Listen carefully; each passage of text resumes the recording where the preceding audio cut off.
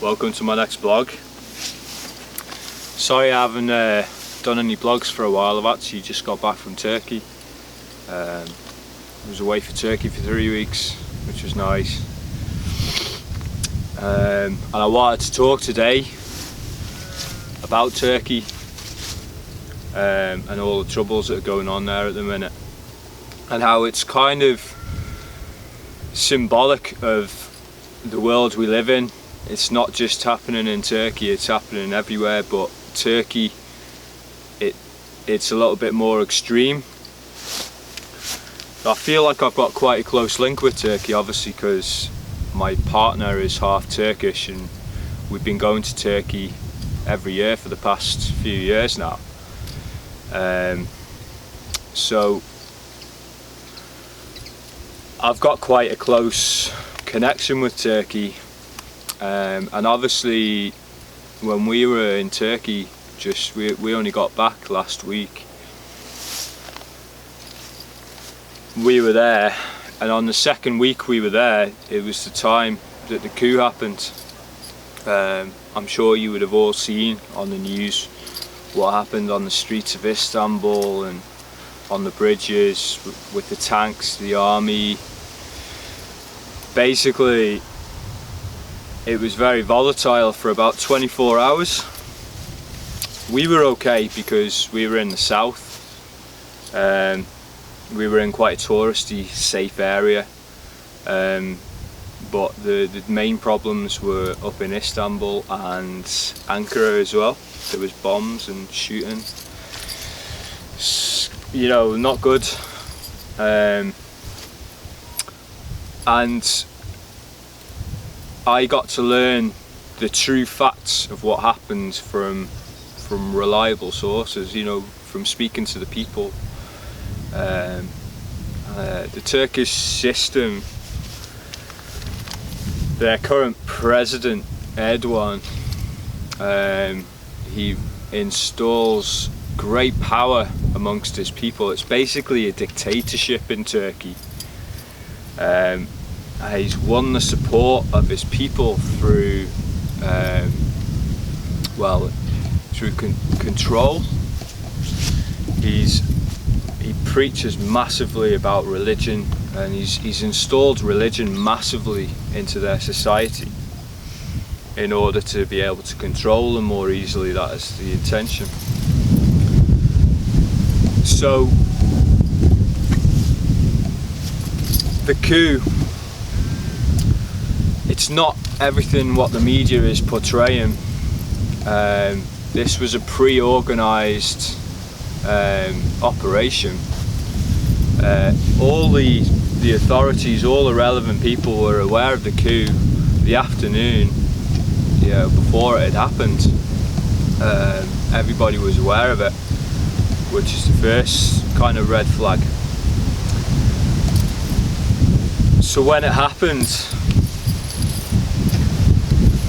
my mother-in-law actually had a Turkish SIM card, so she had like the local phone network, and she was receiving text messages, automated texts from the president, just like all the other Turks in Turkey, through Vodafone, asking his supporters to basically go out onto the streets and fight for him.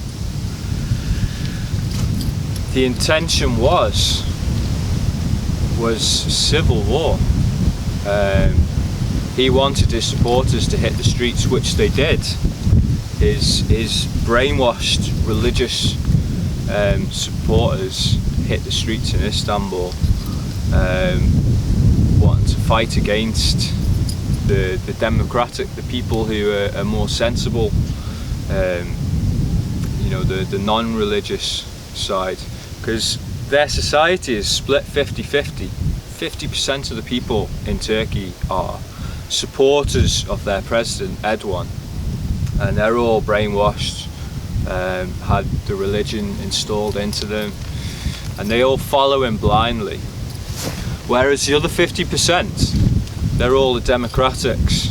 They're all the ones who are clued up about life, and they don't want all this religion. They want a good nice, safe Turkey. They want a nice society to bring up their kids, a non-controlling society. The only reason why there wasn't a civil war was because these democratic, sensible people did not come out onto the streets to fight against this other half of these Erdogan supporters. That's the only reason why Turkey wasn't crippled that night. Although there were many deaths, many more deaths than what the media portrayed. It was terrible what happened, you know, and all these ISIS. There was an ISIS guy beheaded, one of the military on one of the bridges in Istanbul, beheaded him and chucked him off the side into the Sea of Marmaris. It's terrible, like, you know, how can you do that to a human? But this is what the mentality of these religious people is like. So, but anyway, Erdogan got basically got what he wanted. He won the support of many people because he portrayed himself as being the one that prevented the coup from happening. So he's actually won more supporters. Yeah, I really don't see a great future for the Turks. You know, their country is going down and down and down, and it might well get to a stage of civil war. This isn't just happening in Turkey, this is happening around the world. You know, it's just more discreet. You know, the likes of Europe and Britain, you know, it's not as volatile, and it's not as in your face as what it is in Turkey, but it's happening. It's all about this control, and it's another example of how religion is used to control people by the people who control us. I wish more people could be aware of this.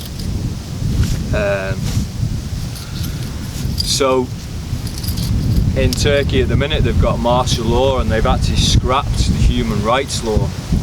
So they're actually plucking people off and torturing them. You know, is this really right? This isn't right. And I learned from a reliable source as well, the people who they're plucking off the streets and torturing are actually the good people that actually want democratic Turkey. It's Erdogan, this president. He's so corrupt, you know, power greedy, wants to control the masses. Well, this is happening in other countries as well. Yeah, so I just wanted to share that little brief insight. You know, and another message from this is don't believe everything you hear on the media as well, because the media is portraying the Turkish media anyway was portraying Erdogan as being a hero basically. It's not right, like, and the people are actually sucked in by it all as well, a lot of the people. So don't believe everything you see on the news about this. Like, there was many more deaths than what the media was actually said that there was. So that's my brief message anyway. I hope you found it insightful. There's a couple of little messages in there, you know, all stuff that I talk about in previous blogs. If you'd like me to talk about anything else, drop me a message. It'd be great to hear from you guys. Alright, I'm going to leave that one today. You'll hear from me again soon.